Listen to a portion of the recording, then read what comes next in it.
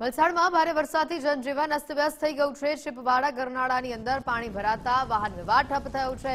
પાણી ભરાતા 40 ગામોના લોકોને તેની અસર પડશે। પ્રી મોન્સૂન કામગીરીના દાવાઓ અહીંયા સ્પષ્ટપણે પોકળ સાબિત થતા જોવા મળી રહ્યા છે। જીવના જોખમે ગરનાળું પસાર કરવા લોકો મજબૂર બન્યા છે અને તંત્ર અહીંયા નિદ્રાધીન હોય તેવું લાગી રહ્યું છે।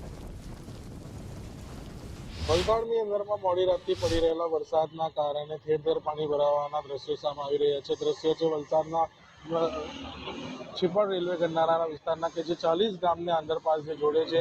લોકો જીવના જોખમે આ જે ગરનાળું છે તેમાંથી પસાર થવા માટે મજબૂર છે, કારણ કે 10 થી 15 કિલોમીટરના ચક્રાઓ અહીંયાથી લાગે છે। 4 વ્હીલરથી લઈને જે બાઇક ચાલકો છે તે આ વિસ્તારની અંદરમાંથી પસાર થઈ રહ્યા છે। જે રીતે પસાર થઈ રહ્યા છે અને બાઇક ચાલકો જે પ્રમાણે સ્પીડમાં બહાર આવી રહ્યા છે, જેને લઈને અકસ્માતની પણ સંભાવના રહી છે। પાલિકાની પ્રી મોન્સૂનની કામગીરી જે છે તે આ વિસ્તારમાં ન થઈ હોય તેવા આ દ્રશ્યો સામે આવી રહ્યા છે, જેને લઈને જે અનેક જે પારાવાર મુશ્કેલીનો સામનો છે તે લોકો કરી રહ્યા છે। પ્રિયાંક પટેલ, ગુજરાત ફર્સ્ટ, વલસાડ।